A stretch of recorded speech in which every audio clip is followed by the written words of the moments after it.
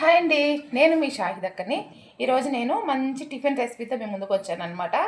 పొంగల్ అనమాట, పెసర పొంగలి. చాలా అంటే చాలా హెల్తీగా మనకి వింటర్ సీజన్లో అయితే చాలా బాగుంటుంది అనమాట. మనకి డైజెషన్ ప్రాబ్లం అయినా సరే, చిన్నపిల్లలకైనా పెద్దవాళ్ళు ఎవరైనా సరే చాలా ఇష్టంగా చేసుకోవచ్చు అనమాట. చూడండి ఎంత బాగుందో. అలాగే మీరు ఈ రెసిపీని అయితే ట్రై చేయండి. అలాగే మనం ఈ వీడియోలోకి వెళ్ళి ఈ పొంగలి ఎలా చేయాలో చేసుకుందాము. ఈ పొంగలికి అయితే మనం ఫస్ట్ అయితే పెసరపప్పు తీసుకుందాము. పెసరపప్పు మనం ఏ గ్లాస్తో అయితే తీసుకుంటామో అదే గ్లాస్తో రైస్ కూడా తీసుకోవాలన్నమాట. ఈ పెసరపప్పుని అయితే కొంచెం పచ్చివాసన పోయేంత వరకు ఫ్రై చేసేసుకుందాము.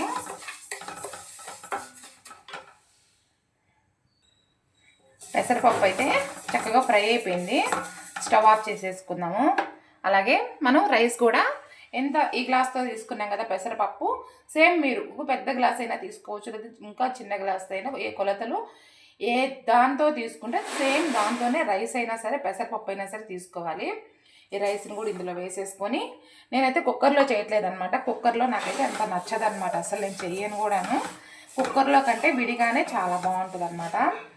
ఈ రైస్ని పెసరపప్పుని అయితే కడిగి నానబెట్టేసుకొని ఒక పావు గంట పక్కన పెట్టుకుందాము. మనం నానబెట్టుకున్న ఈ పెసరపప్పు రైస్ని అయితే నేను స్టవ్ మీద అయితే పెట్టేశాను. ఇట్లా నార్మల్ బౌల్లోనే మనం చేసుకుంటే పొంగల్ అనేది టేస్ట్ బాగుంటుంది అనమాట. కుక్కర్లో అయితే అది మీ ఇష్టం అనమాట. స్టవ్ మీద అయితే పెట్టేశాను కదా, మూత పెట్టేసుకుందాము.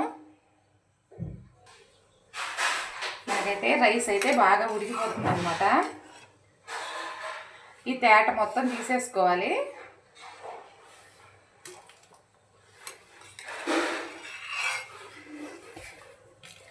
అలాగే మనం ఎప్పుడైనా సరే పొంగల్ చేసుకునేటప్పుడు ఏంటంటే మిరియాలని ఇలా వాటర్లో నానేసుకుంటేనే టేస్ట్ అనేది బాగుంటుంది, ఫ్లేవర్ కూడా బాగుంటుంది అనమాట. ఈ నీళ్ళు వంపేసుకొని మనం ఈ రైస్లో వేసేసుకుందాము. ఈ మిరియాలను కూడా ఇందులోనే వేసుకుందాము. ఇంకా ఉడకాలి, మూత పెట్టుకుందాము. మనకి పొంగల్ అయితే చక్కగా ఉడికిందనమాట. ఇంకొక 2-3 నిమిషాల వరకు కొంచెం ఉడకాలి. ఇలా ఉడికిన తర్వాత మనం సాల్ట్ అనేది వేసుకుందాము. రుచికి సరిపడా సాల్ట్ అయితే వేసుకోండి. మీరు ఎంత సాల్ట్ తింటారో అంత సాల్ట్ వేసేసుకొని ఇంకొంచెం ఉడకాలన్నమాట. మనకి బాగా ఇలా కుక్ అయిన తర్వాత ఏంటంటే మనం కొంచెం సిమ్లో పెట్టేసుకొని ఒక 2-3 నిమిషాల పాటు మనం మూత పెట్టేసుకున్నాం అనుకోండి, మనకి పొంగల్ అనేది పర్ఫెక్ట్గా నీట్గా బాగా వస్తుంది అనమాట. నేనైతే సిమ్లో పెట్టేసి అదైతే పెట్టేస్తున్నాను. ఒక 2-3 నిమిషాలు వదిలేద్దాము. ఒక 3 నిమిషాల తర్వాత చూడండి, మనకి ఈ లూజ్ ఉంటేనే, ఇలా లూజ్గా ఉంటేనే మరి గట్టిగా అయిపోద్ది అనమాట. పక్కన పెట్టేసుకొని మనం తాలింపు అయితే పెట్టుకుందాము. తాలింపుకైతే ఒక 2 స్పూన్ల నెయ్యి వేసుకున్నాను. 1 స్పూను జీలకర్ర,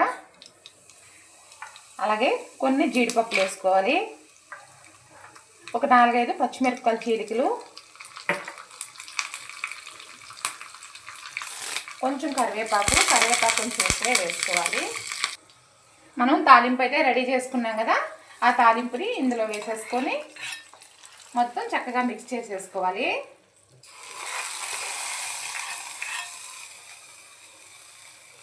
అంతేనమాట, మనకి పొంగల్ అయితే చక్కగా చూడండి హెల్తీగా చాలా అంటే చాలా టేస్ట్ చాలా బాగుంటుంది. అంతేనండి, మన పొంగల్ అయితే రెడీ అయిపోయింది. వీడియో నచ్చినట్లయితే లైక్ చేయండి, అలాగే షేర్ చేయండి, కామెంట్ కూడా చేయండి. నెక్స్ట్ మంచి రెసిపీతో కలుసుకుందాం. Bye bye.